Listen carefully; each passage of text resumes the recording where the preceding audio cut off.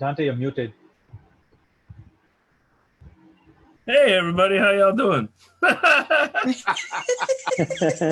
How y'all doing? I'm glad I started like 60 seconds earlier.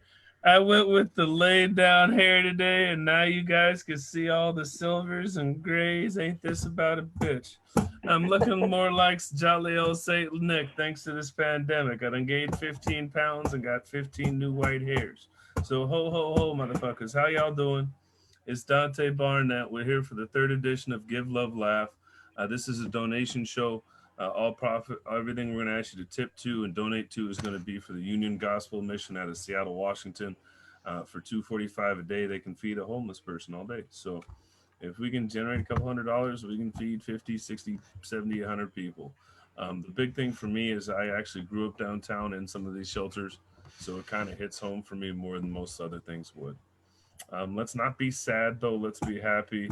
I know most of you guys should have had a good holidays. Comics, make some noise if you had a good holiday. Yeah, we're a lonely bunch. Don't expect them to be too happy. We're not comedians because our lives are great. We're comedians because we're funny people. I talked about this earlier. Not all funny people are good people, but we're funny, right? Hey, have a good time. So without further ado, we're going to get this show started. This guy looks like he's probably a little crazy. Looks like he might be doing this show from somebody else's suburban house. He might be robbing it after he gets done and dusting for fingerprints. I love him. I'm only roasting him because he roasted the shit out of me on my birthday. Give it up for our first comedian out of California. Give it up for Mario Caballero. Thanks so much, Dante. Thank you. Yeah, I did a roast a couple days. Was it last week? It was on your birthday. It was for your birthday, man. So had to bring it in right, man. I think my favorite joke that I said is that both of us look like we're two different shades of Mediterranean. I think that was my favorite one. A little bit of a piece of advice for all y'all. If you guys want to look like you know how to do manual labor, just wear Carhartt gear. All right. No one will just second guess you. All right. Oh, man. I'm looking for a new opener. I'm just going to be out there and be honest with you guys, because typically I like to introduce myself and say, hey, my name is Mario Caballero, even though I understand that I do look like the guy who plays Hector in every single gangster movie. But I've been doing a lot of outdoor shows and open mics and stuff, and it's getting cold, man. So I need a new joke. So I might have to crowdsource for one later. Oh, man. But yeah, it's crazy. Typically live in Los Angeles. I'm actually here with some family now. So, because I think Dante knows, I typically cannot afford like a fireplace or a Christmas tree at all. You know what I mean? Oh boy. But yeah, living in Los Angeles has been a crazy year. There has been some good news though. A few of their sports teams did win some championships. The Dodgers and the Lakers happened to win. Now, I was just thinking to myself earlier in the summer, man, things would be pretty crazy if the Raiders somehow ended up winning, man. Like all the cholos would be going wild in Southern California. It'd be like a cholo's paradise out there, man. to get the guy from Fools Gone Wild to do the cover song for that one, man. He's like, been spending most our lives living in a cholo's paradise. Look at it closely.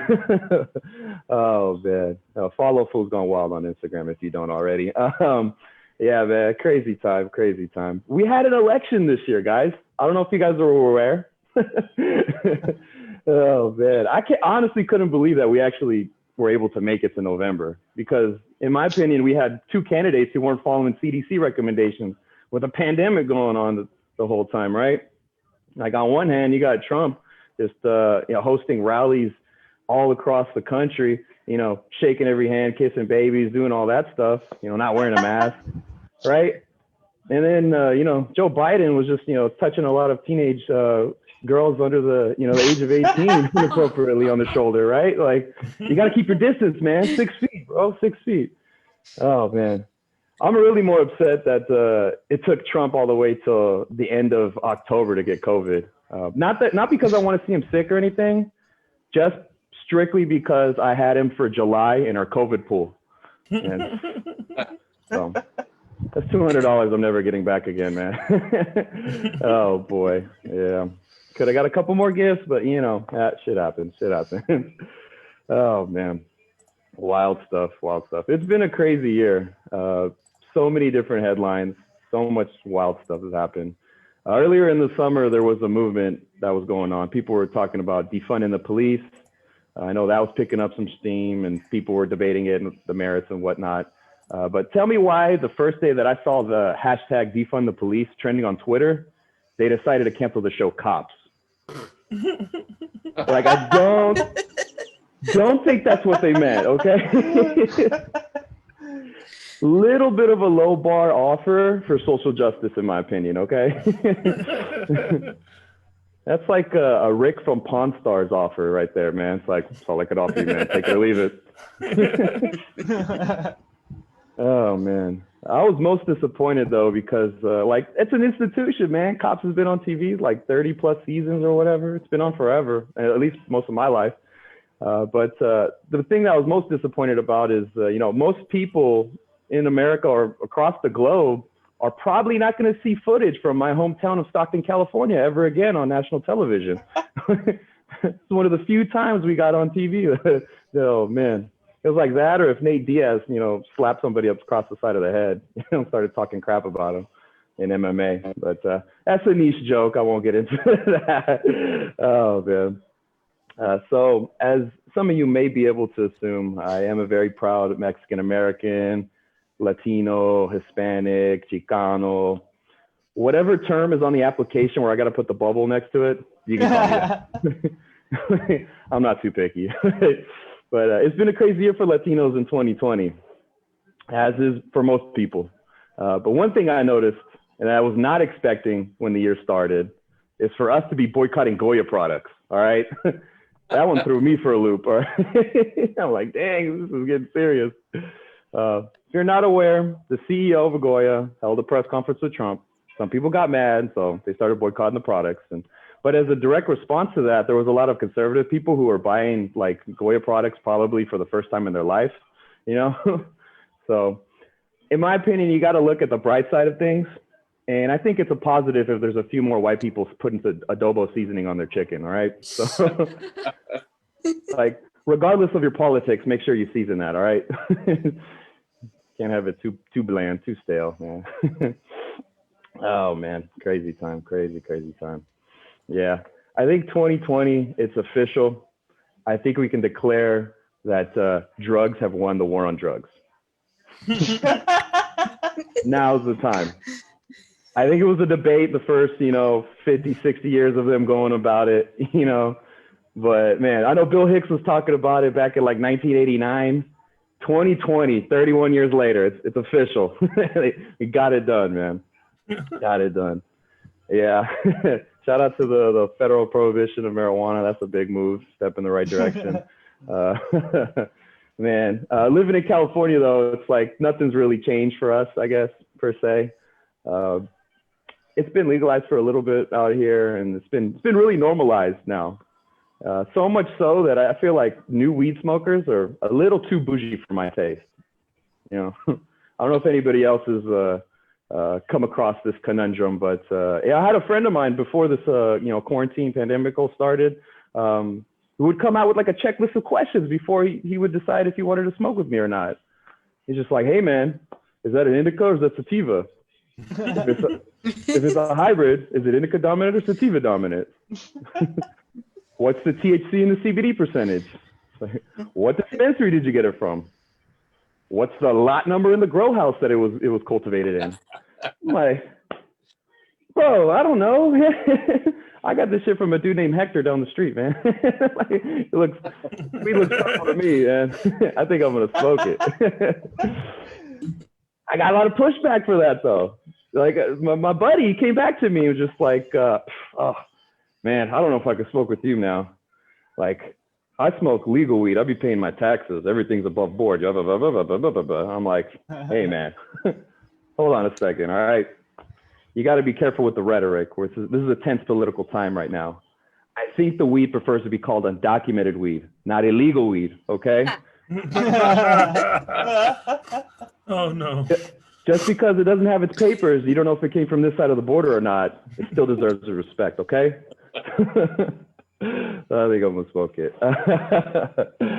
All righty, I think I'm just about done. My name is Mario Caballero. Luigi did have the night off, but thank you so much, everybody. Y'all been awesome. Give it up one more time for Mario Caballero out of Los Angeles, California. Jesus, not only does Mario eat mushrooms, but I guess he smokes weed too, huh? Yeah. He's been hanging out with the Teenage Mutant Ninja Turtles and getting into their stash, it sounds like. You guys having a good time? Make some noise. Yeah. This next comedian's a treat. I know she teaches classes in New York on comedy. She's been doing it for a while. I'm kind of excited to see what she's going to bring. I know she's probably like, Jesus, this is not what I expected. We'll see how it goes. Hopefully we don't let her down. Give it up for Jocelyn Chia out of New York City. Woo! Thank you. Oh my God. I hope I don't let you down after that introduction. That was very flattering, but thank you.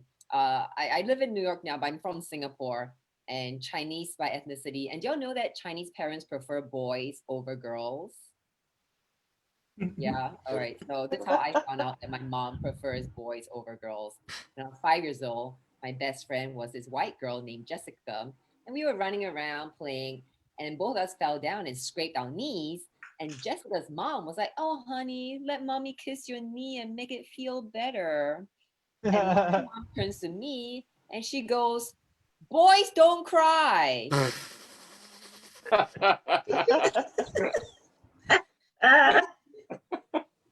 I also got very fat in Singapore, obese actually, but Asian obese, so 120 pounds. They really considered me fat in high school. They put me in the fit and trim club, so I lose weight. I was like, fit and trim? That acronym is FAT.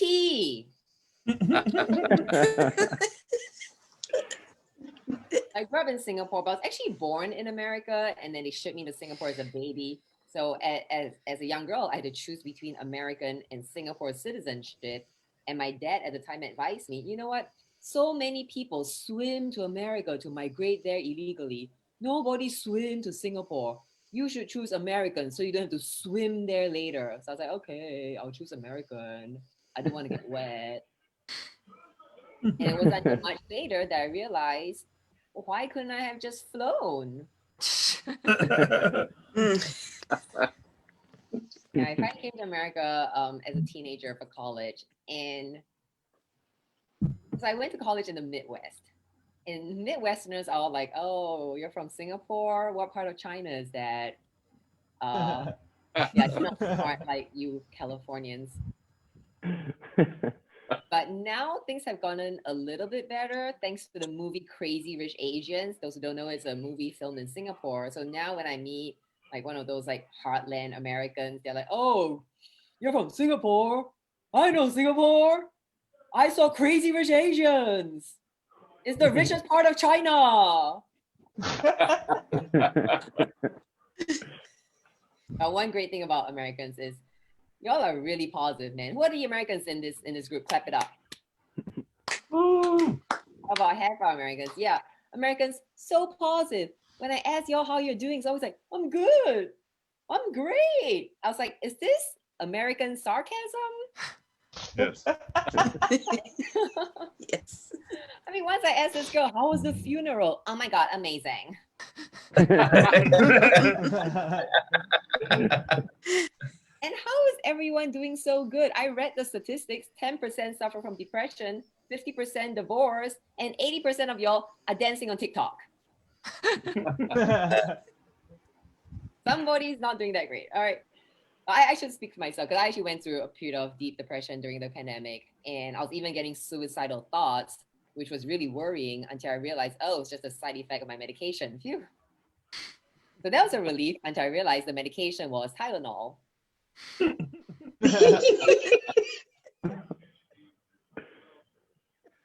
was once I got on a few dates with this guy, starting to like him. So I was like, all right, you know what? Let him invite me to my apartment. Tonight's the night. So he comes in and he immediately starts criticizing everything. He's like, what? You invite me over to your apartment, you don't play any music? What are you trying to do? Trying to kill me? So I turn the music on and he's like, oh my God, it's so hot in here. Can I open the window? And so he goes and he opens the window and he ends up breaking the window. So now like I can't even close it anymore because I don't know what he did. The window cannot open, it cannot close. Just like this wind blowing through me, and it's like winter time. So like the apartment is now freezing. And he's like, oh well, can I get a drink? Can you give me a drink? So I served him a drink, and I use these like unbreakable cups because I'm very clumsy. I break shit all the time. And he's like, what is this? What are you, an adult? What is this, a plastic cup? What are you saying, plastic cups? And why is it so short? Don't you have like tall glasses like a real adult? Like tall glasses, you know, like a real adult. I was like, who is this asshole? You know what? Fuck this guy. Let me get something good out about this night. And so I get him to screw my light bulb on because I was like, at least one thing's going to get screwed tonight. And then while screwing my light bulb on, I know what he did. He like breaks the light bulb. And now all the glass from the bulb is now shattering all over the floor. And I'm screaming at him. I'm like, this is why I use unbreakable glass. All right, sounds like there was a long story, but not that great of a punchline. Okay. But you guys like the screw part, so that's okay. So I first came to the States. I joined a sorority, and sorority girls, all right, the stereotype is usually not that bright. I was at the sorority, and this girl was asking me, oh, Jocelyn, I love your skirt. Where is it from? And I say, thank you. It's from Singapore. And she goes, Singapore? I don't think I know that store. I actually don't mind stereotypes. I think our stereotypes are just true. Like Asians, we are good at math, and Black people really can dance, and white people, y'all love to dance.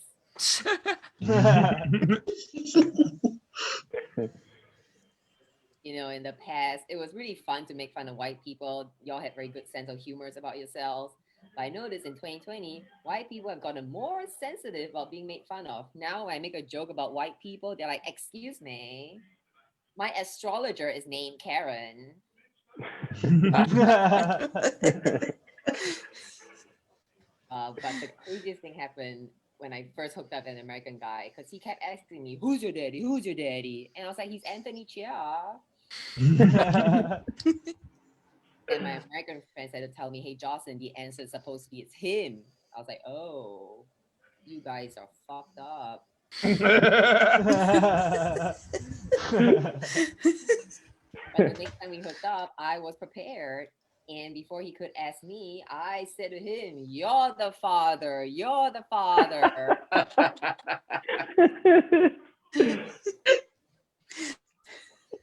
I hooked up with a guy for the first time, and he was like, you know what? It would really turn me on if you call me daddy. So I said to him, it would really turn me on if you call me.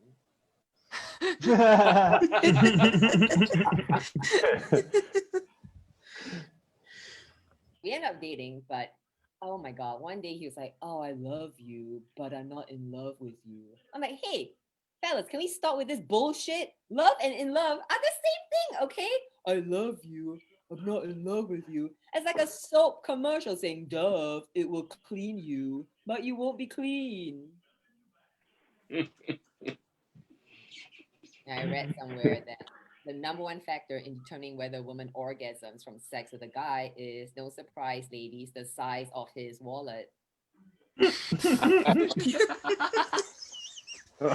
Jesus. My boyfriend at the time was saying, hey, you know what? I want to buy a penis enlarger so I can please you. I was like, oh, honey, you need to get a penis enlarger to please me. You need to get a job.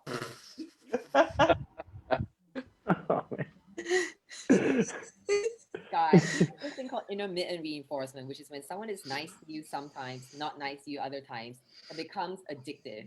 Like kind of like a slot machine. So I got very addicted to this hot cold treatment. I finally broke out of it, thankfully, because he became consistently an asshole. Now I'm seeing a new guy, black guy, and in Singapore we have the saying: once you go black, you can't go back home.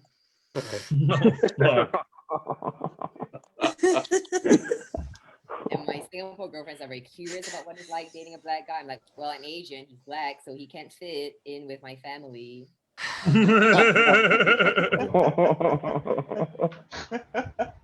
But eventually we had to break up because we wanted different things. He wants kids and I want to go back home.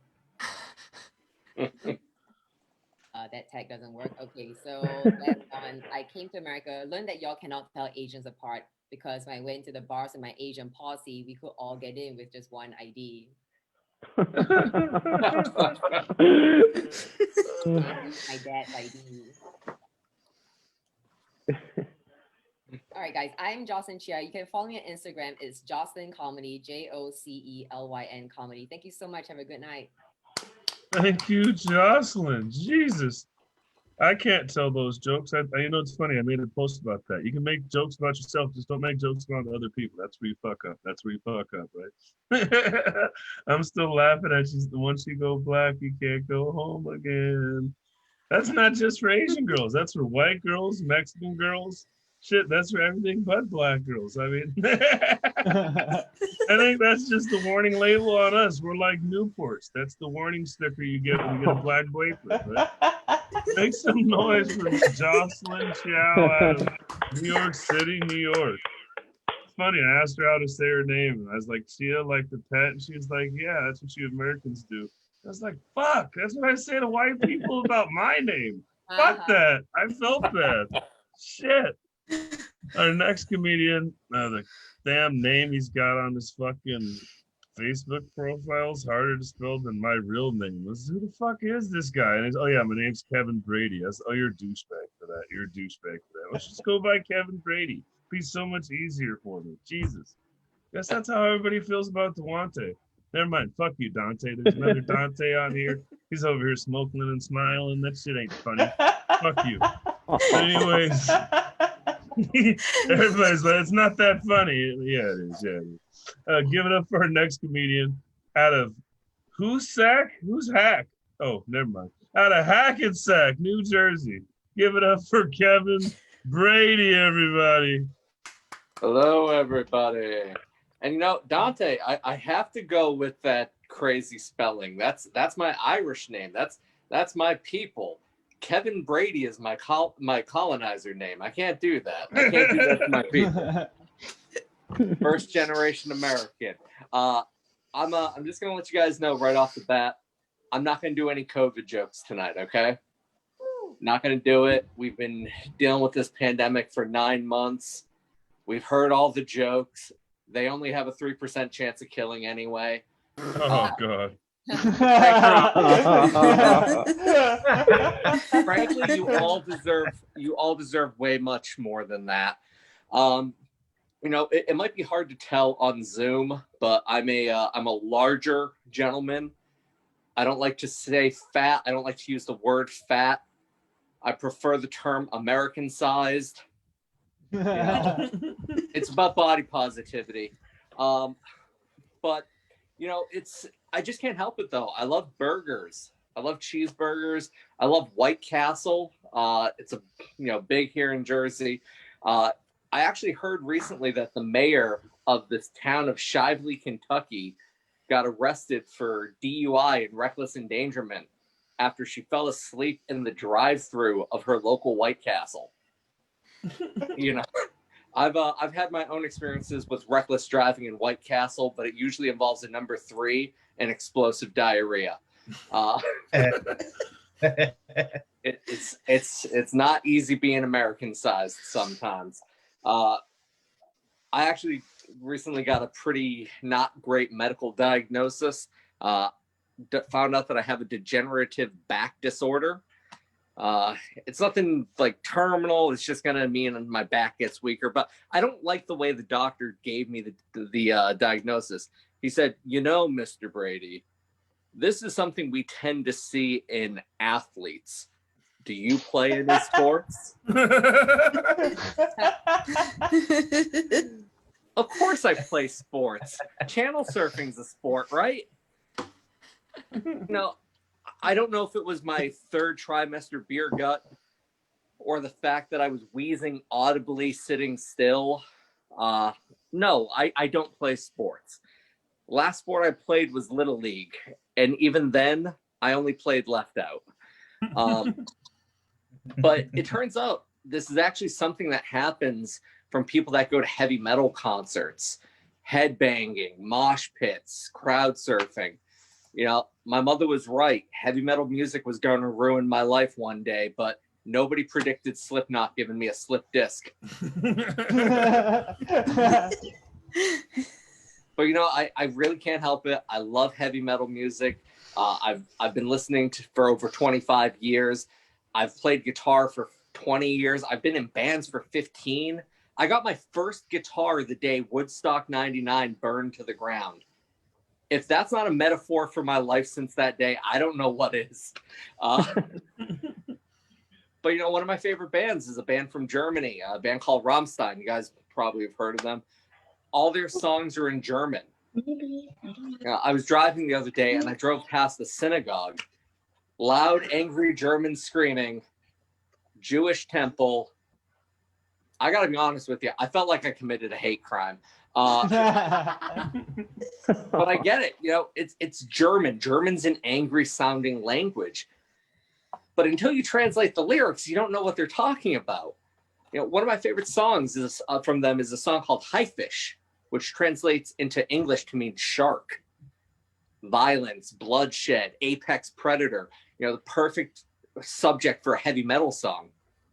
Translate those lyrics, though, not so much. Turns into a fairy tale. Yeah, it explains why the oceans are salty. It's because sharks are lonely and they cry themselves to sleep at night. Did you say start video? This is not Jaws, you guys. This is not Jaws. This is Baby Shark. Do for the one person that remembers Rammstein in the late 90s. I'm happily married. I've been married for about 4 years. Nobody's as surprised by that as I am. But, you know, my wife and I, we have a good relationship. The only thing is she loves shopping. And she's a sucker for deals and sales and savings. That's what it is. I came home from work the other day and she said, hey, look at what I bought. I saved us $128. Well, yeah, but you spent $98. There's no savings there. It sounds like you spent $100 at Yankee Candle. You know, that's just what I'm seeing. But, you know, I get it. She likes savings. You know, we went out to IKEA. We were at IKEA during a pandemic the other night. We were buying 2 coffee mugs. She said, we got up to the register and she says, oh, we need to get something else. We have to get something else. We can't just buy these. No.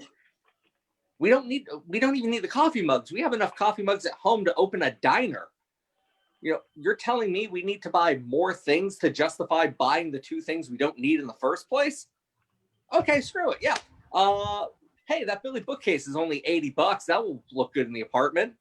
We wanted a new couch. We'll get the for heat and it's only $700.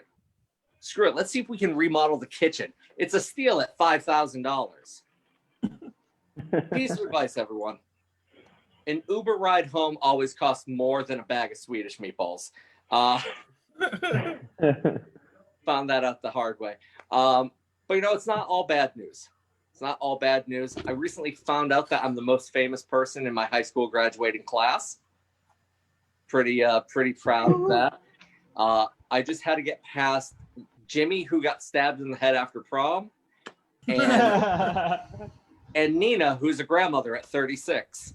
You know, the bar was low, but a win is a win. I've been listening to old music, watching old movies during the pandemic. I watched a movie I hadn't seen in years called Phone Booth. Do you guys remember the movie Phone Booth? Oh, God, yes. Dante remembers Phone Booth. Well, for everyone who doesn't remember Phone Booth, it's about a guy walking through Midtown Manhattan, and he stops to answer a ringing payphone. And when he picks it up, he finds out that there's a sniper on the other line with a rifle pointed directly at him. You know, I loved it when it came out, but that was 2003. It didn't hold up. Nobody would believe Colin Farrell is a movie star anymore. I've been trying to listen to music that I liked in high school that I'd never really kept up with. I was really big on the band 311. Any fans of 311? All right. I see Mario shaking his head because, you know, nothing screams authentic reggae like Five White Guys from Omaha. But I was always curious where they came up with their name. 311's a strange name. Turns out they named themselves after their local police department code for indecent exposure. They thought it was funny. So they went with it. What's really funny, police department codes are not universal. A 311 in Omaha is not the same as a 311 in California. Do you know what a 311 in California is? Possession of child pornography. Yeah. It puts their song Come Original in a whole new light. Oh, God. Whoa. Amber is the color of the alert on my cell phone anytime they come up on Spotify now.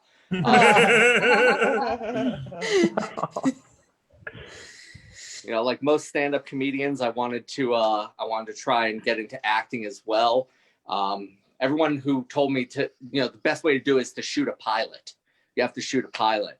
And, you know, I got lucky before the pandemic. I did actually get the chance to shoot a pilot. Nothing's come from it yet. I'm on a couple of no-fly lists, but fingers crossed for 2021. I'm going to wrap up with this, guys. I want your opinions. I had an idea for a TV show. It's going to be a spin-off of Transformers, okay? I'm going to call it Sisformers. It's going to be about a bunch of robots that don't change into anything, but they have really strong opinions on where you can take a shit. That's my time tonight. You can follow me right up here at Kevin H. Brady. Thank you very much for having me. And donate. Again, give it up for Kevin Brady out of Hackensack, New Jersey. I guess he forgot I was only half white. I don't listen to white guy reggae. What the fuck? Next, he's going to ask me if I've seen Malibu's Most Wanted with B-Rad. You know what I mean? Like, no, I don't watch it either. Garbage. Oh, come on, Dante. I'm not that white. I've never seen it either. And Mario knows what a 311 is, but after court, he's not allowed to talk about that no more. He's not allowed to talk. He's in California. No, I'm fucking with him. I have my roast jokes. I could just bring them back, yeah, bro. It's all right. Do on to others. Hey, see, I get to mute you, though, this time. See, I can boot him, too. Fuck that. He's not getting me today. I had to let him get his jokes in last week. No.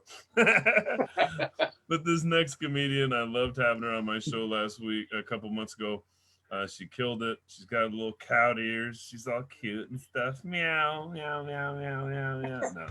Give it up for our next comedian out of New Jersey as well. Give it up for Kristine Knowlton. Thank you, everyone. It's so great to be here. Thank you, Dante, for inviting me back for another show.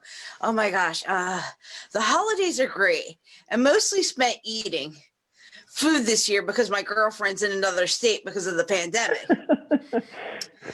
Although, oh gosh, I could really go for some tacos right now. You know what I mean? But great. Now I don't know whether I'm hungry or horny. I mean, I'm watching the list come up and Dante puts me Kristine in the hole and all I can think is which hole, you know? But I don't know about you, but I've definitely added an extra chin. You know, it's like, that's right. I had donuts delivered to my door. The fat comes to me right now. It's like, bring it on. Let's do this. You know, it's like I used to go to the store, you know, do a couple laps, you know, get some walking in. And now the only exercise I do is getting off the couch and going to the door and picking up donuts. You know, they are so damn good. But, you know, I was thinking the other day and I was like, damn, if I had a dick, I would use it as a donut holder. That would be like the best place, right? You know. I mean, No, guys don't it's care what. sticky. Sorry, I was just. I mean, guys don't care what they fuck anyway.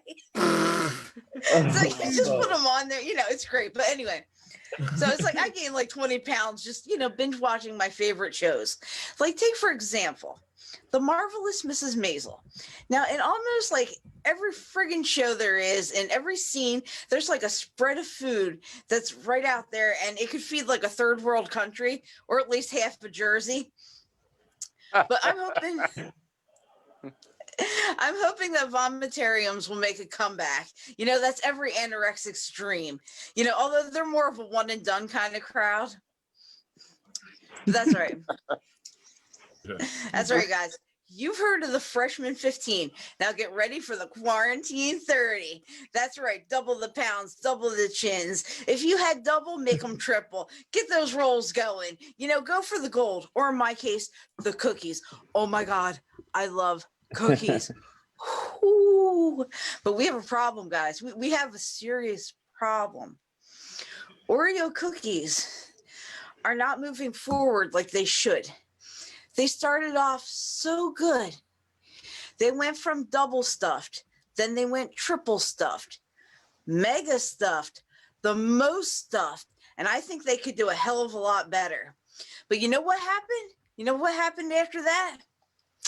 They went to thin Oreos. Like, what the fuck is a thin Oreo?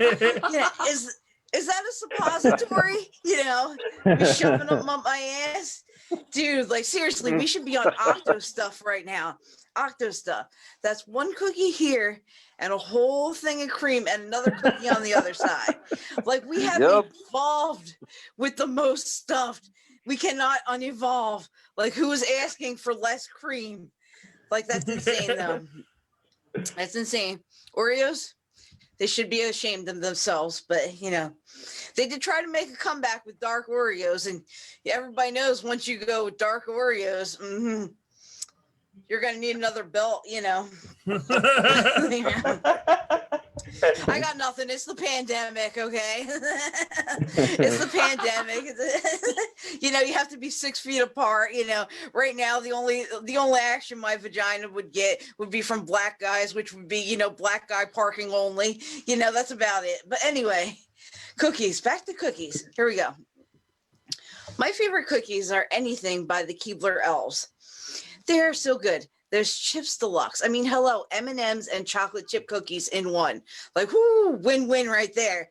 There's Grasshoppers and Coconut Dreams, or as I like to call them, the year-round Girl Scout cookies.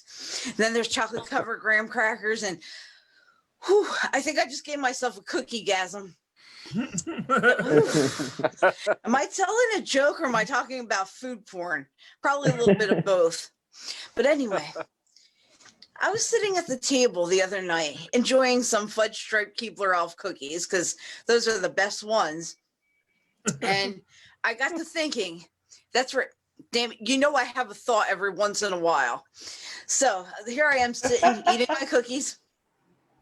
And I got to thinking, smoke was coming out of my ears. The little hamster starts running on his wheel. Thank God he's still alive because I don't know what the hell I'm doing. But he's up there and like, damn. It hit me. The Keebler Elves are just a bunch of dudes hanging out in a treehouse all day, packing fudge. Oh, God.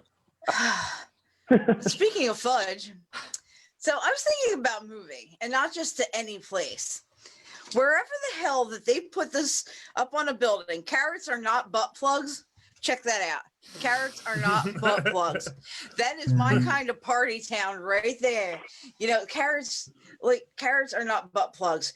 People don't realize what they should and should not be shoving up their asses. I know it's a pandemic. We're all bored. We want to see what fits in different holes, but let's not do that. But carrots, it's vitamin A, not vitamin anal.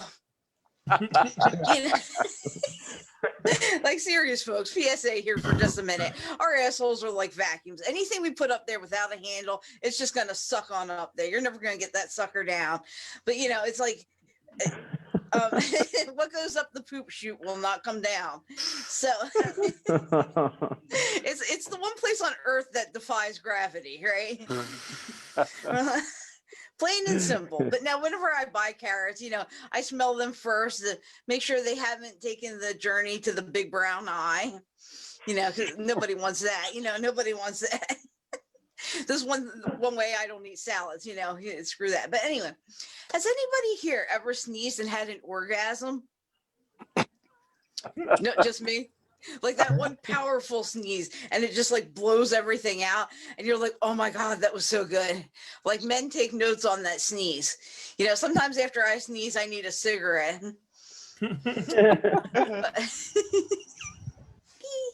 But my bed has become my new best friend during the pandemic.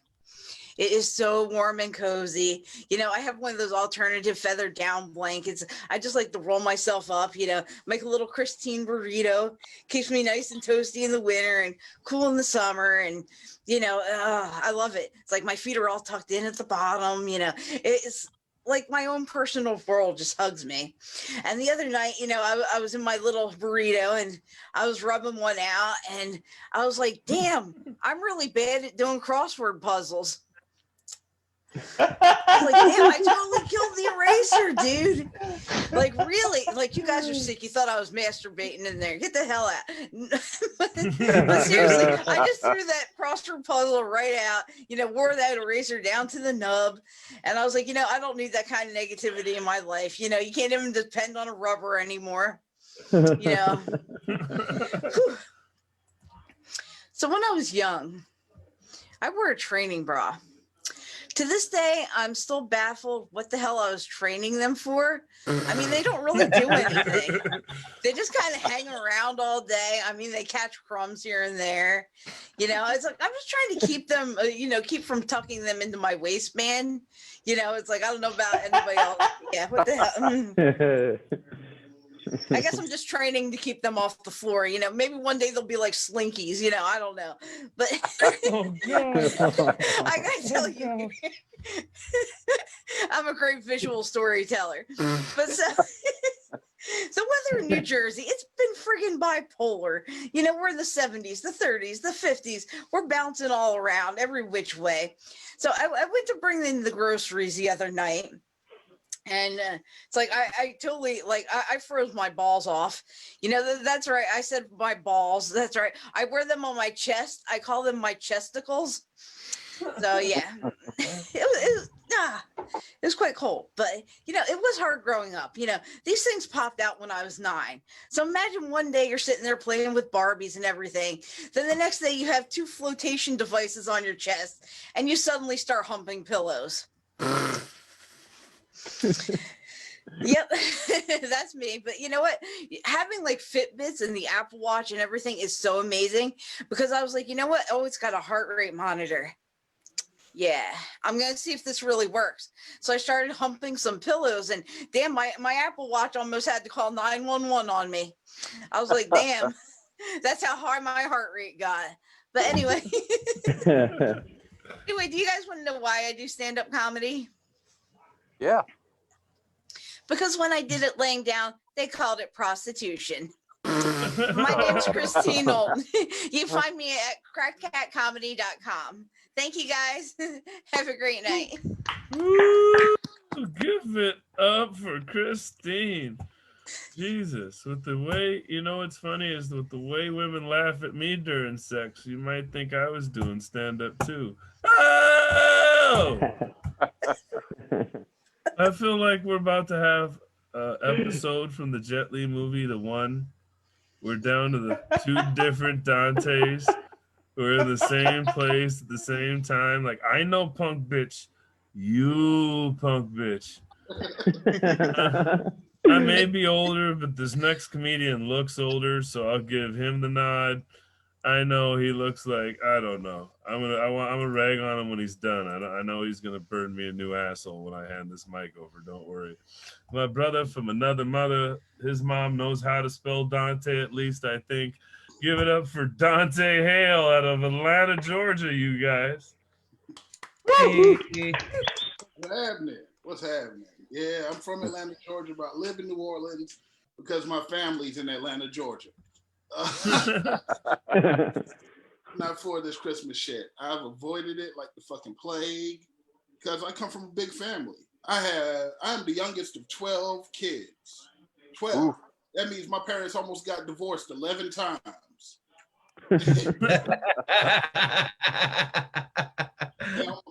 They almost named me Reconciliation. My brothers and sisters call me Oops for short.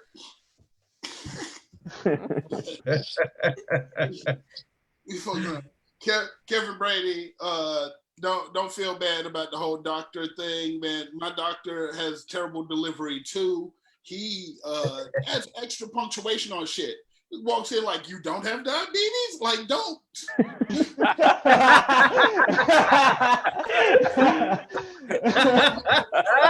You don't want on the chart. Some bitch. Although you see, I've smoked like 4 cigarettes since we started because cancer is my weight loss backup plan.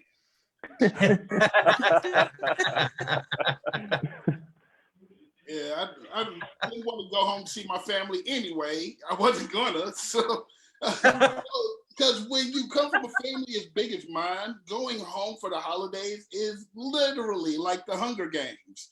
It's like, who wants to myself as tribute?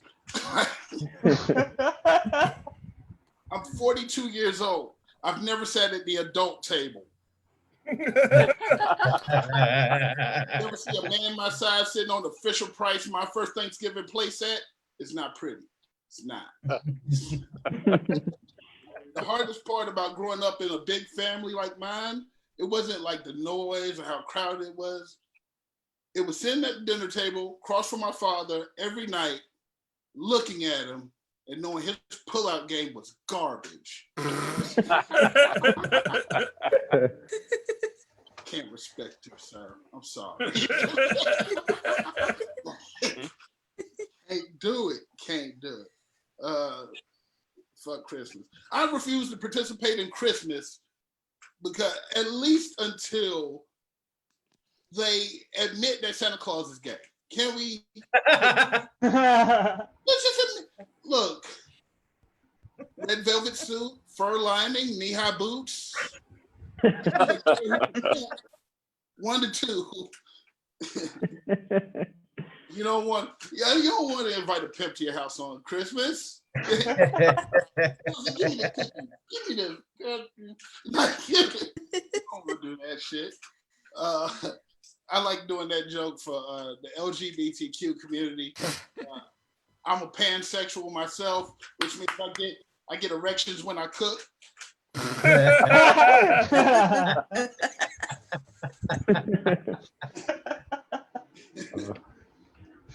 It's that time of year though. Depression's a motherfucker, ain't it?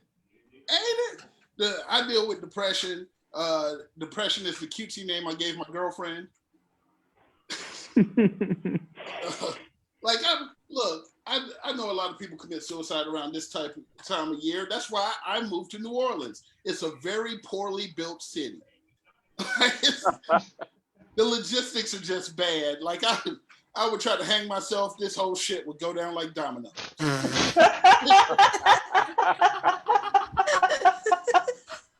I don't know how the afterlife works. I'd be floating above my body. I'd hear an EMT arriving, and he'd be kind of laughing. What happened? You survived the hanging attempt. He did not survive the roof collapse. You know what I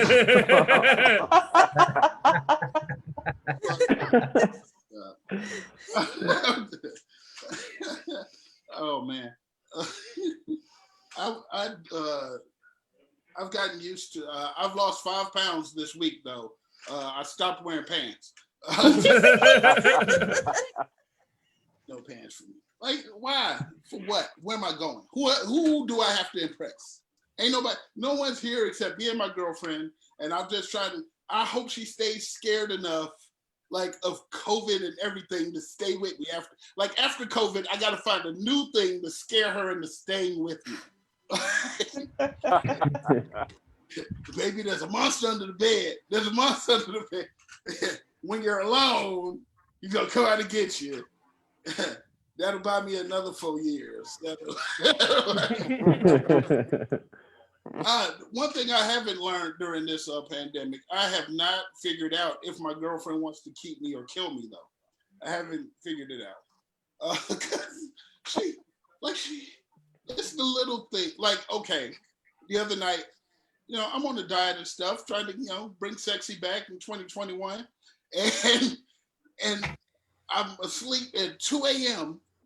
I wake up and I'm coughing and I'm gasping and I'm wheezing. And I look up and my girlfriend is throwing little pieces of cookie in my mouth. I was so mad I almost didn't finish that fucking cookie. This is the worst. She's a life saboteur. She's a life saboteur. I'll be doing good on my diet. This is how I can tell she's trying to fuck up my existence. I'll be doing good on my diet, and she'll walk in with a pie. Unexplained, mystery ass pie. No occasion. Just like, ladies, I know you've been to a bar or a nightclub and some dude has looked at you creepily across the room. Like, dude, if you do that shit, stop it. No woman has ever went, like, I might end up in the trunk of his car, but let's see where this goes. Like, no woman has ever done that. Stop it. No woman would see me looking at her creepily across a room and go, well, you know what? I'd like to go back to his, S&M chair / waffle maker, get some of that buttery goodness. You know what I mean? It won't happen. So I don't do that shit to women, but I do that shit to baked goods, though.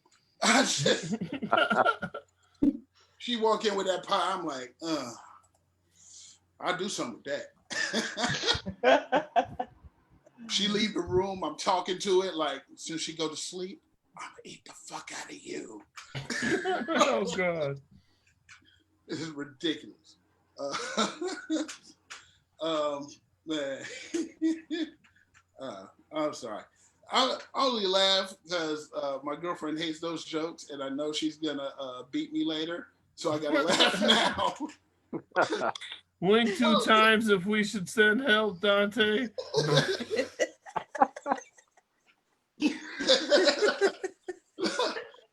No, look, don't send help. They're gonna just shoot me. Like, no one outside when they're being battered. Like, hey, my girlfriend's beating me. Really, big boy? Really? That shit makes no sense to me.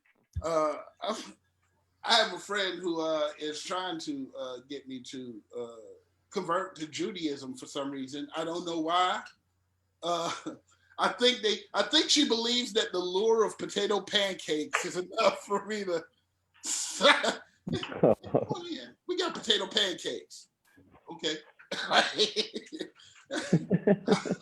No, it's not enough. I'm an atheist. It's terrible.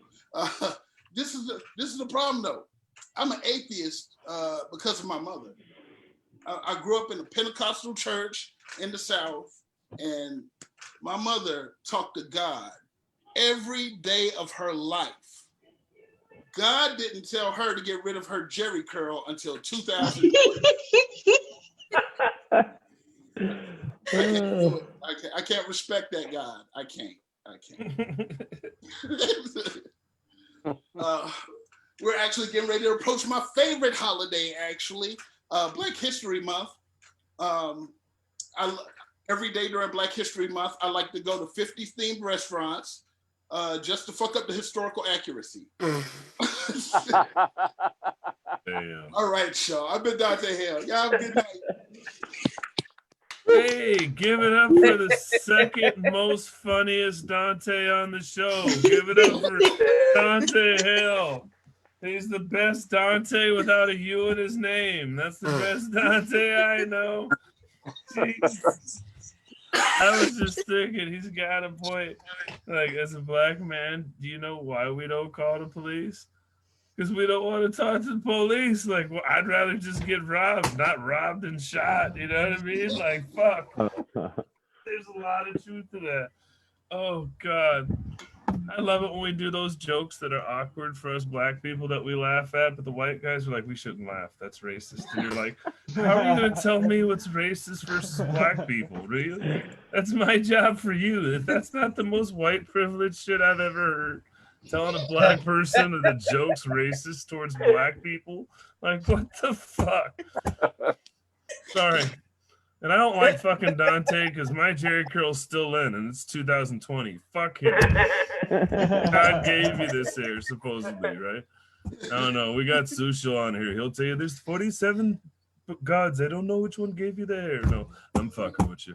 I love Sushil. Are you guys ready for your next comedian?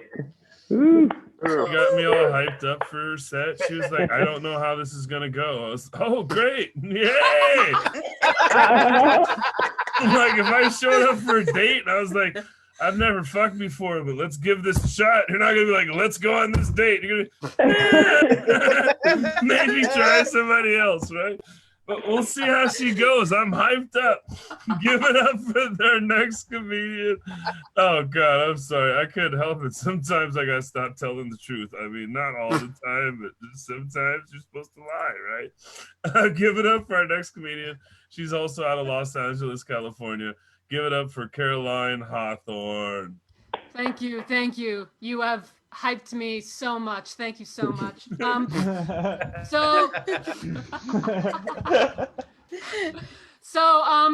December 22nd of 2019, I got a call from my mom saying that my grandmother, her mom had passed away. Oh, no. This is going to start out so sad. I'm already saying Fuck. And it was a shock to all of us, especially me, because my grandmother, she was one of the most stubborn, blunt people I ever met. Stubborn, blunt people don't die. I mean, people tell me that I have no filter. My mother has more of a no filter than me, and my grandmother was the most non-filteriest of us all. We were the Father, the Son, the Holy Spirit. I thought I was the Holy Spirit. It's very clear that my grandmother is. We're Jewish, by the way. Also, Dante, I should say that I'm a Jewish atheist, so you should convert to Judaism because we have it. You could be Jewish, you could be Jewish and an atheist. I mean, I'm bisexual. Like, you could have everything. Judaism and atheist. But back to my dead grandma. When she died, she had been found in a bathtub. We don't know how long she was there for, so her body had already started decaying. And so the coroner's office called us and said, hey, we need some dental records so we could identify the body. And believe it or not, this was actually very beautiful to us. This was a beautiful moment to my family because I shit you not, my grandmother's favorite body part was her teeth. She loved her teeth. Like, every time she talked, she would talk like this, like Caroline, she would talk like this. I mean, it's probably just her Brooklyn accent, not because she wanted to show off her teeth, but I thought, wouldn't it be so beautiful if when we all died, we were identified by our favorite body parts, or the part that we loved the most? So this is a song about this part that I want to be identified by. Oh, shit. When I die, I want to be identified by my favorite body part. It's not my teeth, it's not my nose, it's not my eyes, it's not my toes, and it is definitely not my heart. When I die, and I'm laid down to rest, I want to be identified by the part that gives me pride. I want to be identified by my breast. Yes, by my breast. I want to be identified by my breast. Although I have a set of wits, I'd rather have a pair of tits. I want to be boobs are just the perfect size. They are not too round or flat. If it's foreplay or a hug, I have the perfect set of jugs. I have the perfect stacks of yellow fat. But say they're not appreciated. I I wasn't felt up much on earth. So when I'm hitting heaven's ceiling, I would like one final feeling. Give these boobies all of their worth. When I die, before it can get worse, son. Magano's gonna get a call. You thought she'd had seen it all, but then they'll say, come identify the person. When I die, my gynecologist will come down to the station. Please complete the task. It's a final mammogram. It's the final breast examination. This is the part that says yodeling section. Yodel-yodel-yodel-lay, yodel-yodel-yodel-lay, yodel-yodel-yodel-lay.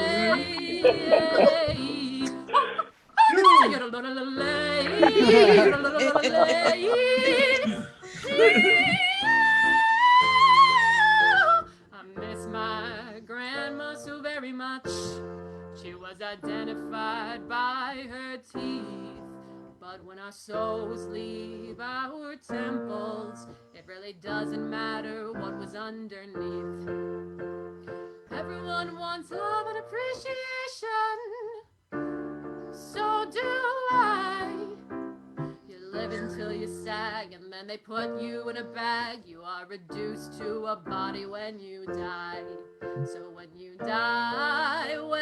die, choose a part of yourself you can stand. But don't choose your genitalia, it's kind of necrophilia. And then we'll strike up the funeral band. I hope you all cried when I finally died. I hope my request wasn't denied. When I die, I wanna be objectified. Thank you. Thank you. That was how much great. We have time for one more song. Okay. One more song. Okay. Woo! Thank you. Thank you. Before the song begins, I was calling a friend before this show, and she said, what song are you doing today? And I said, I'm doing a song about dental dams, and she said, I don't know what that is. So Oh God. I'll explain it to all of you before we begin so you understand the joke. A dental dam, if you are going down on somebody, God, I love living with my parents. If you're going down on somebody, it's a piece of latex that you put over their vagina or their asshole or wherever you want to eat somebody. I don't know. Cannibalism. Hooray. Cannibalism for the win. And this is based on a true story. Unfortunately, this is based on a true story. Okay. This is a backstory of who I am. I went to buy a dental dam. I went to Walmart and even more. Then I said, let's go to the sex store. I went in and saw the employee there. I asked for the dam, all she did was stare. She should not work in the sex store biz, 'cause she said, I don't know what a dental dam is. She said, cut the condom in half. You would laugh. A few months later, I returned to the store and I took out my ID. But the worker said, I don't need to see that. She did not forget about me. She said, oh no, I remember you. You're a dental dam girl. Come on in. So, a dental dam girl, I'm here to rock your dental dam world. This really wasn't the life you choose, but now I've really got nothing to lose. Whoa, listen here. It doesn't matter if you're straight or you're queer. If you want to eat some pussy or lick some ass, you gotta ask the teacher for a whole pass. I'm not just talking about pregnancy, I'm also talking about STDs. It sucks getting STDs down south, but it also sucks getting STDs in your mouth.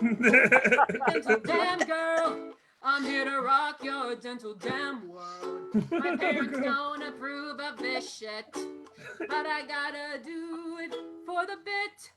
Whoa, whoa. It's so hard to find a good dental dam brand. But there's so many brands of rubbers. There's glow in the dark and ribbed. There's flavored and extra sensitive. But if you use a dam to make some love, it's kind of like eating out a glove. The world doesn't care for women's pleasure, 'cause men don't want to find anything better. All we can do is try, suppress our feelings till the day we die. Take the little we have and try to make it fun. Isn't that what women have always done? They say women's feelings are way too gaudy, but then why did God put the clit on the outside of the body? No matter what I do, I'm gonna feel shame. So forget Chalamet, call me by my name like damn, damn, damn, damn, damn, damn, girl, damn, damn, damn, damn, damn, girl, damn, damn, damn, damn, girl.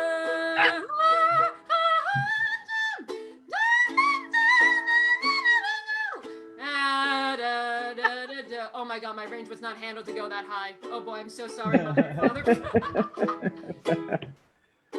I am Dental Dam Girl. My name's Caroline Hawthorne. Follow me on Twitter at Carol the Comic. Have a great night.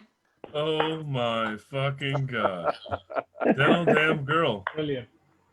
That's what I've got to look forward to. I've got 4 daughters, and one day I can only hope that they're singing about prophylactics in their room in my house when they grow up. That's the dream.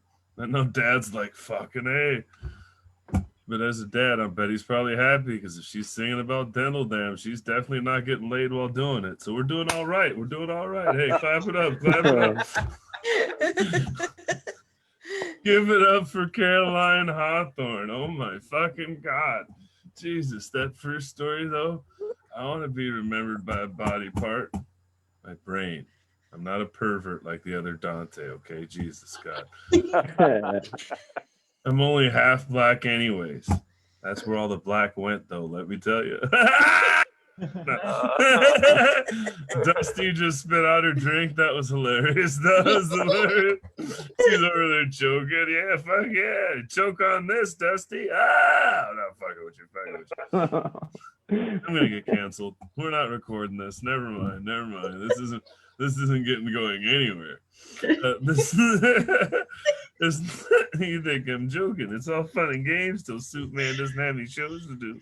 Oh God, fuck me. This next comedian, he doesn't know how to tell the clock, but hopefully he can tell a joke, right? It doesn't matter. Just because he can't tell time doesn't mean he might not be able to tell a joke. We'll see what happens, right? Jesus fucking Christ. Worst part is no, he's in Denver, so I can't be too mad. He's not that close. I think he's in Washington now, though. We'll see. I hope he doesn't come stalk me. I'm not too rich to order off of Uber Eats anyway, so who fucking cares? This next guy looks like he might be Mario's cousin, not sure. Vadios Locos forever. Give it up for Aaron Hernandez out of Denver, Colorado, baby. Oh boy. 2020 is fucking us all. But I say, at least we're getting fucked, if not by men, then at least by circumstance, I gotta say. Jesus. And sure, it's using a dildo, and yeah, it's made of wood, but at least it's using lube, water-based. But it was fun until it started to warp and splinter, but that's 2020 for you, baby. It was great for the first 3 months. They told all the extroverts they couldn't hang out with me. That was nice. I don't know. 2020 is also the year I turned 30. A little known fact. I don't know if you guys know this or not. That's the year us gay men, we go from cub to bear. So growl, guys. Oh.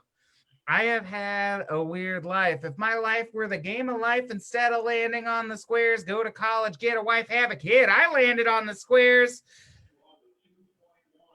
Give me a second, I'll get there. I landed on the squares, stay in the closet, become a preacher, have an awkward relationship with the movie 300.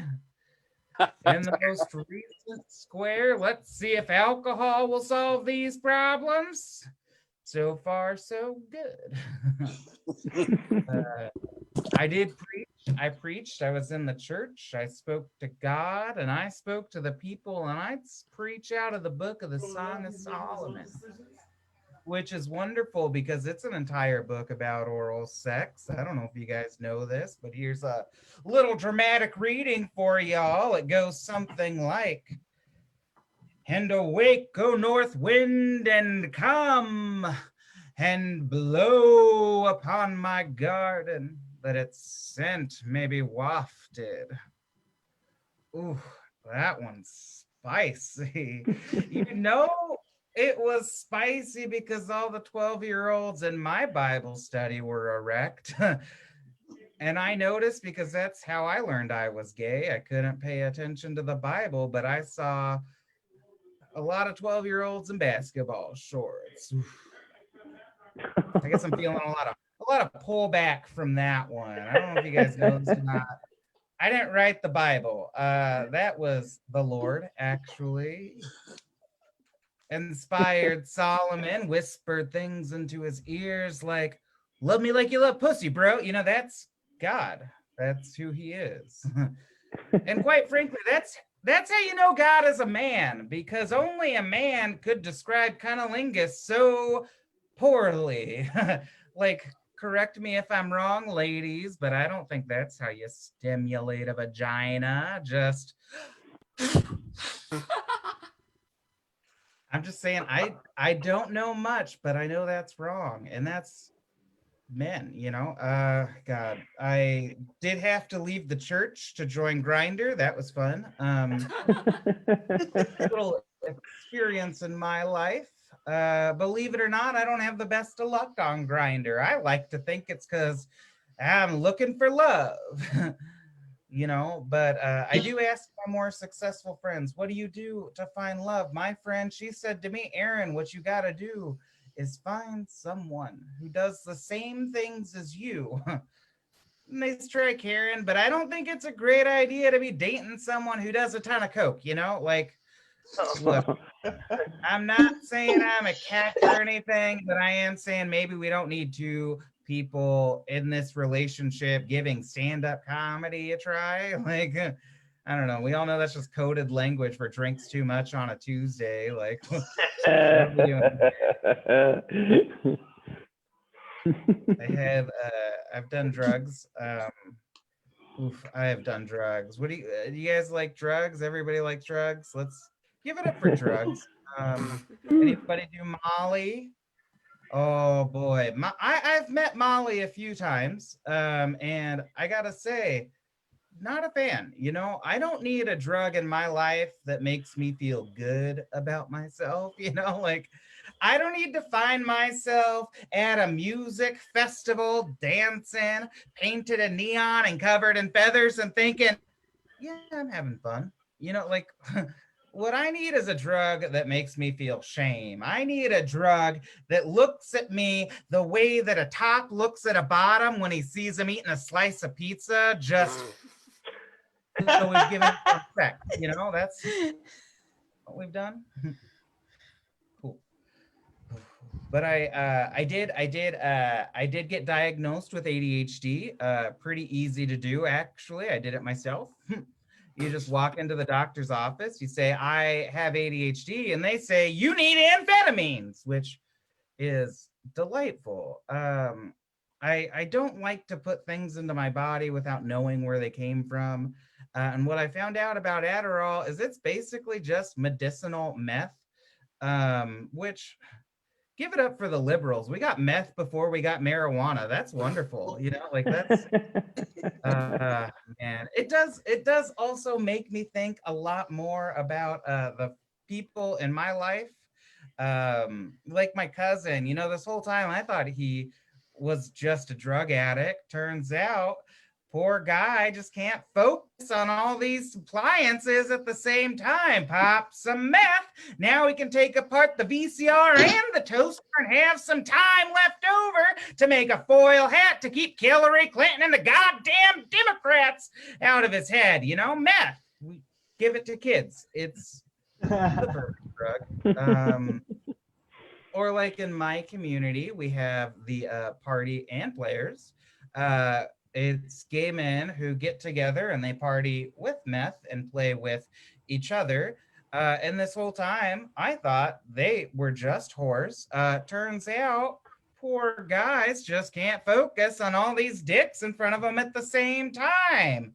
Pop a little meth, and now he can take 3 at once, 1 in the front, 2 in the back, and that's why I support Medicare for all. I think that every gay man, regardless of mental illness, deserves to feel like the dirty little cum pig they are, How did we get here? I forgot to take my meth today, so it's getting wild. And oh boy, that was 5 minutes. This is different without an audience. Turns out I speak fast. Oh, hey, it's okay. We all know it's different doing this shit. It is what it is. If that's what you got, that's what you got. Fuck. Trust me, it's not the easiest thing in the world. Give it up for Aaron Hernandez, you guys. Give it up for Aaron Hernandez. Wait. Can I end on a dick joke? Sure. I don't know. I mean, that was my fault. I don't have one. Dick jokes are hard, guys. I'm just saying, I've been working on this one for a while. I've never been so blue trying to write a joke in my entire life. Yeah, that's it. All right, give it up for Dante. Well, there we have it. Give it up one more time for Aaron Hernandez out of Denver, Colorado. I didn't know that's what Mario acts like when he's in prison. This is what Mario acts like when he's out of prison. Not saying right or wrong. Not saying right or wrong. Just fucking look at Mario's like, you gotta get your commissary up somehow. Fuck, Jesus. But just giving you a hard time. This next comedian, I've worked with her a lot in real life. I actually did a concert with her. It was called Karate Palooza. It was this craziest thing I've ever seen. I've never thought I might get killed or they were gonna laugh at my jokes. One or the other was gonna happen. Like, I had like 30 bikers there, and I'm like, they're not ready for my master's joke. But they laughed, and I'm still here, so everything must have went well. This next comedian, she's out of Bremerton, Washington. Give it up for Dusty TwoScarves, you guys. Woo! Hello, everybody. Can you guys hear me? Because I never know how this works. You can hear me? Yes. Okay, good. Okay. I don't know. Merry Christmas. Happy Hanukkah. Happy Kwanzaa. Season's greetings. Happy holidays. I try to respect everybody, because that's what it's all about. Us respecting each other, regardless of our differences, our beliefs, race. It's about respect. And that's the only way we can survive is by respecting each other. But who doesn't get respect? Thanksgiving. I mean, think about it. You have Halloween, right? We go straight from Halloween to Christmas. Like Thanksgiving doesn't even exist. Like 1 minute you're listening to we do the monster mash, we did the mash, we do the monster mash. And then we go straight to chestnuts roasting on an open fire. It's like Thanksgiving just standing there like, what about me? What about me? It's like the Jan Brady of the holidays. Christmas. Always Christmas. What about me? Like all these other holidays, like for Halloween, you have trick-or-treating, you have the corn mazes, you have people dressing up in costumes, all the fun stuff. And then Christmas, you got Santa, gifts, picking out trees and decorating and Christmas carols and Christmas classics. Thanksgiving, what you got? Nothing. Just some Lifetime movies that come on, and that's never really about Thanksgiving. It hints that it's Thanksgiving, but it's not Thanksgiving. It's always about some family trying to figure out who to forgive and some couple trying to get back together, but it's never about Thanksgiving. Only thing Thanksgiving gets is probably what? That pumpkin spice latte special at Starbucks. Everything pumpkin spice. Everything. That's all Thanksgiving get. One of these days, Thanksgiving gonna be just like, man, you know what? I'm out. Y'all don't need me. Everything y'all do with me, y'all can do some other day of the week. Look, y'all just need me to get together for some food. You got potlucks, you got family reunions. Y'all can do that on any day. I'm bouncing. Y'all appreciate me. You got your little Halloween, you got your little Christmas. You take your turkey, take your cranberry sauce. You don't need me, and it's gonna leave us. We'll be lost. And this whole year has just been crazy because you had murder hornets. What else? The fires, political chaos, pandemic. And this is like the worst time to like have the flu anyway, because it's flu season. And for me, I don't smoke, but I have friends that do smoke. You know what I mean, smoke, right? That devil's lettuce. You know, what my mama called that stuff. Because my mama equates weed as the same as cocaine. So for her, it's like that stuff. That's what she calls it, right? But this is not a good time for you guys, weed smokers, to be out in public coughing. Because if y'all start coughing, it's just like y'all got what? COVID 3000? Why you coughing that hard? Just like, man, you better stop all that coughing. You scaring people. You make people think you got what? Throwing a bag of Ebola on them or something. You better quit all that coughing. I don't know. Sometimes my friends just be coughing so bad. I'm like, should I call 911? Or do you need my inhaler or something? Because that's some crazy coughing. You know, might need to slow down on that. But yeah, if you can tell already, it's pretty obvious. I'm Muslim. Yeah, I always have to tell people. I remember one time I told my close friend, I was like, you know, I think I want to do stand-up. She's like, girl, ain't no doggone Muslim comedians. Y'all don't be laughing at nobody. I'm like, there are. I mean, like, Iranian comedian Majid Obrani, you've got Dave Chappelle. That's just two. You know them, right? She's like, First of all, what you gonna call yourself? Osama bin Laughing? Seriously? Supposed to support me. I get, you know, a lot of things said to me. Just for being Muslim, you know, I hear a lot of stuff, but I don't ever get offended. I just put it on stage and I tell the audience, like, this is what happened to me. Okay, I'm gonna tell you about a few things that happened to me or been said to me for being Muslim, right? I was at work one day in line to get a lunch. I'm like, oh, I'll get a hamburger. Lady behind the counter, she's like, oh, I didn't know y'all could eat meat. I'm like, yeah, we can eat meat. Oh, that's right, that's pork y'all can't eat. I'm like, yeah, we don't eat pork. Oh, I didn't know y'all could eat hamburgers. I'm like, look, just because hamburger has the word ham in it doesn't mean that there's ham in it. Okay? Crazy. Yeah, one guy came over to my desk and he just leans over my cubicle, right? And he's like, so what you think about Sharia law? I'm like, Sharia law? Sharia law. Sharia law Jenkins, Pookie's cousin. Everybody know her. She be selling weed out her window and she got a little daycare coming out of her apartment. Yeah, everybody knows Sharia law Jenkins.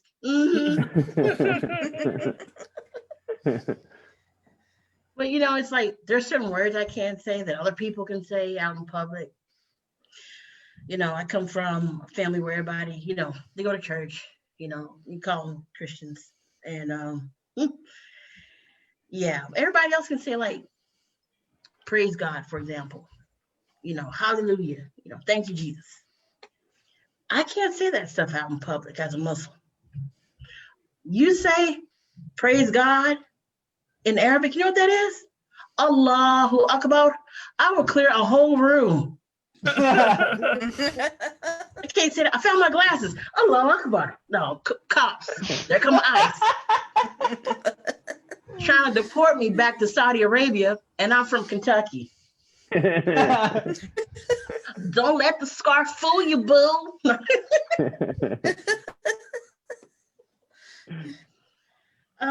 People so like easily offended nowadays because of everything that's going on. You know, it's like, can't say this, can't say that. And I'm like, man, pretty soon we can say a lot of words. Can you imagine? Like, oh my God, I cannot believe you just said Black Friday. Why gotta be Black Friday? Why can't it be Pinstripe Friday? Why you gotta call it White Christmas? Why can't you name it something else like Rainbow Bright Christmas or something? Black Eyed Peas. Why can't you call them Four-Eyed Peas? Like, come on, man. It's not that serious. I remember I was telling my family, they're Southern Black people, and when I told them I was a Muslim, it's pretty much like telling Black people you shot Tupac. That's how serious it was. It's like, what you mean you don't eat pork? Because you know down south, they don't say pork. What you mean you don't eat pork? It's like they're about to kick me out of the family or something. Like, dang, it's not that serious. I have other options. You know, there's other kinds of meat I can eat. Calm down. Yeah, before I go, I would love to leave you guys on a high note. So I'm going to sing you one of my favorite opera pieces. You might know it. It's by Beyonce, and it's called Single Ladies. Okay.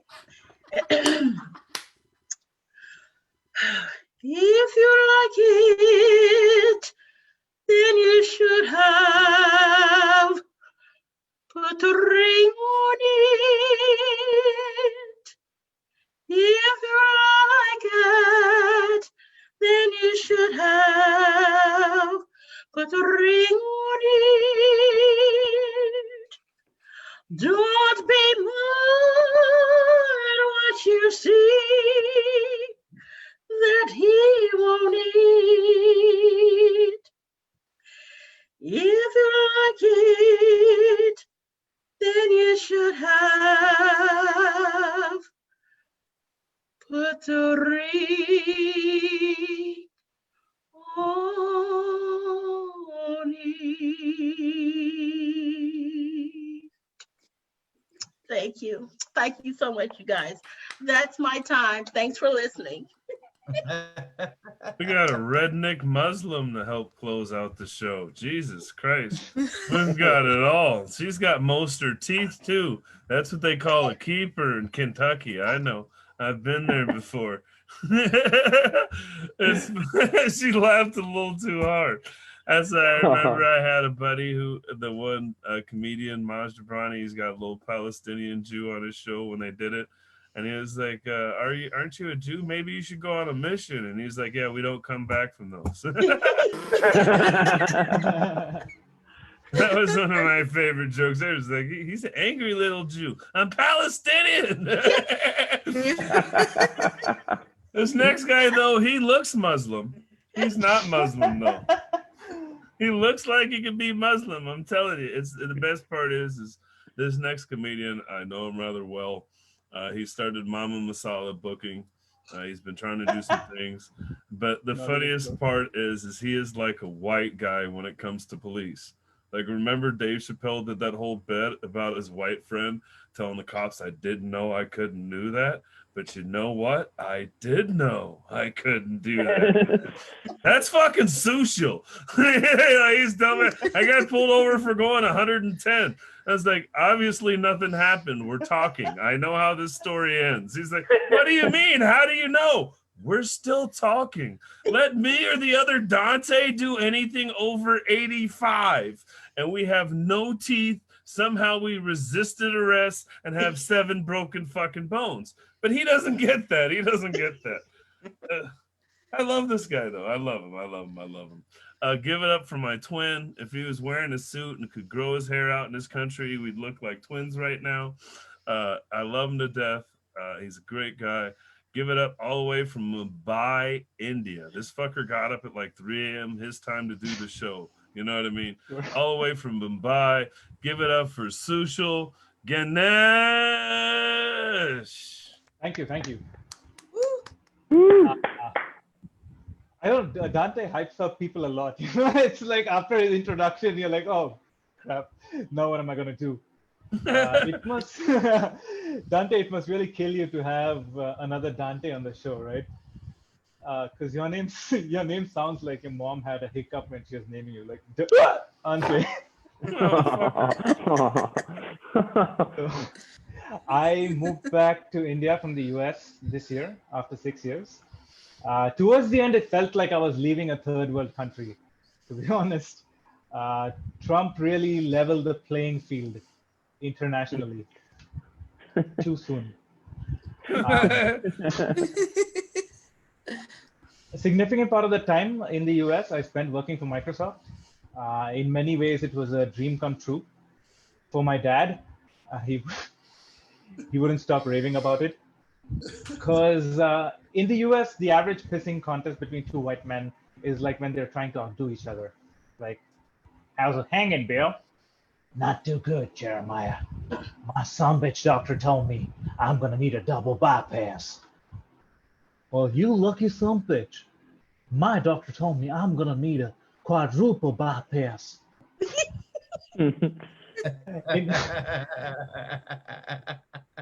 In India, it's more like parents trying to outdo each other with their kids' achievements. My dad used to go to this park, and all retired men would gather there, and they would talk about their kids. So any group, there would be a few guys talking about their kids. My son, I don't know why I'm doing a southern accent for this. My son got a 1500 on the SATs. Oh yeah? My son got into UC Berkeley. And then my dad would insert himself into this conversation randomly, and it would be like, oh really? My son works for Microsoft. About 4 weeks ago, my dad passed away. And as a millennial, I'm kind of lost. I don't know whom to blame for my problems anymore. Oh, fuck. I had all this dad material for this show, and now it's considered distasteful. Yeah, so my dad was the oldest of 6 children, and his dad never held a stable job, nor did he ever hold a condom, clearly. They were dirt poor. He grew up in a slum by the airport. My dad was so poor that there were days he would come back home from school, have a glass of water, and then go back. I know it's sad, but true. His favorite pastime as a kid was like sitting on the walls outside his home and watch the planes fly over. Like, yay! I don't know. I wasn't there. At 17, he dropped out of high school and started working, and he worked his ass off for 41 years.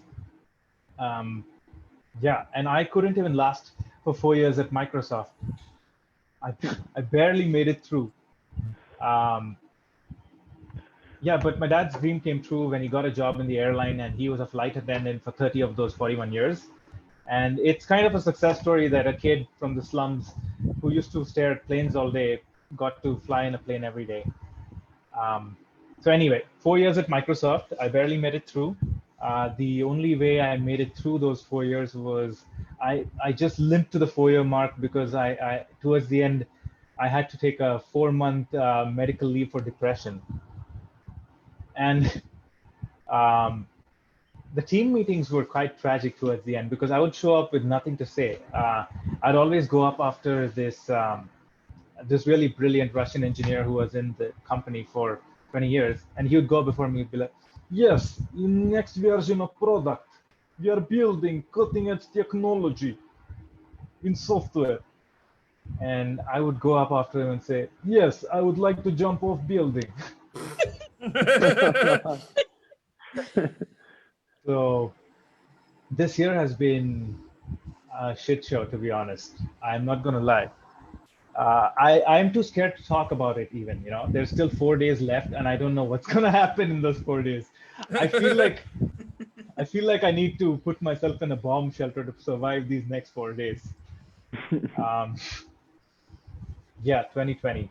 I started the year with an inpatient program for depression. I had someone from Georgia in my therapy group. After 4 months of the program, I noticed that my inner voice, my pep talk started sounding like a Southern belle. I would look at myself anytime I would get low. I would look at myself in the mirror and go, "Dang dong, I do declare." Oh fuck.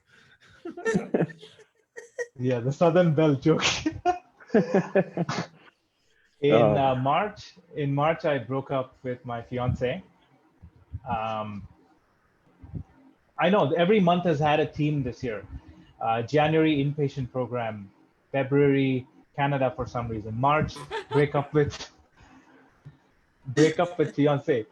And my reason was that I couldn't continue on at Microsoft, and to stay in the country, I had to continue working at Microsoft.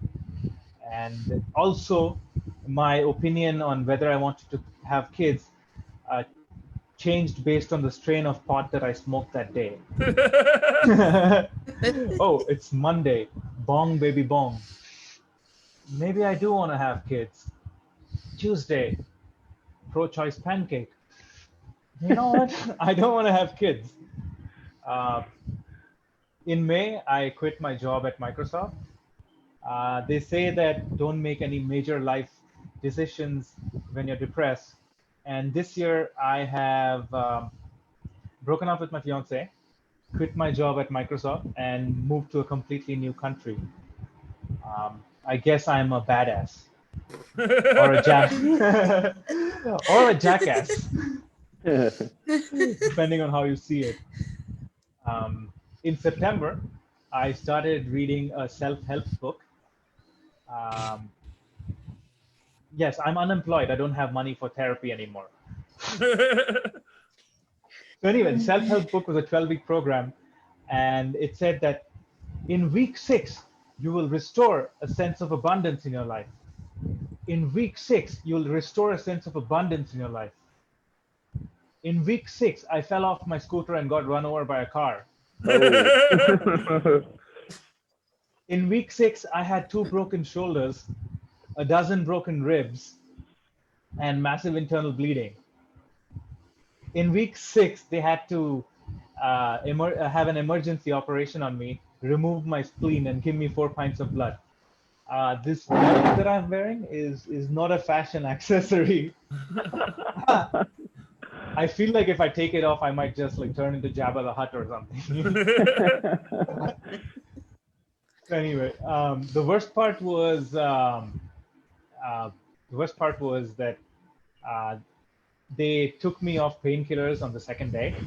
Oh, fuck. And yeah, I must say, you guys must really count your blessings, you know, have that sense of abundance.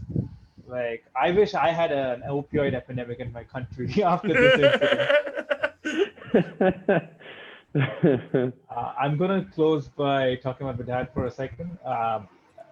My dad was a very generous man. He always felt like he should help out anyone in need and do the best he could. He helped as many people as he could, fed as many animals as he could. And he taught us some real valuable life lessons. Never waste food. You never know when you can starve. Always treat everyone like equals.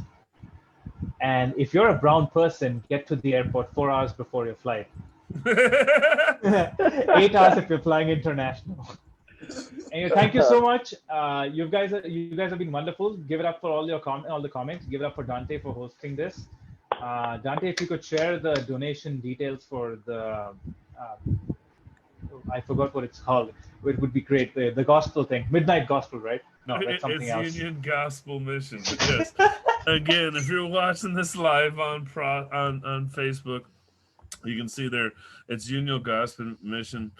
You can go to ugm.org and find their actual page for the Seattle location. ugm.org. If you looked in the actual comments and you're watching on Facebook, you can donate. The comments pinned on top to click right there. There's a donate now button on the top right. $2.45 feeds a person for a whole day. So I mean, if we can generate a couple $100, we can definitely feed a couple hundred people. Again, make some noise, everybody. We've had a whole bunch of different talented individuals.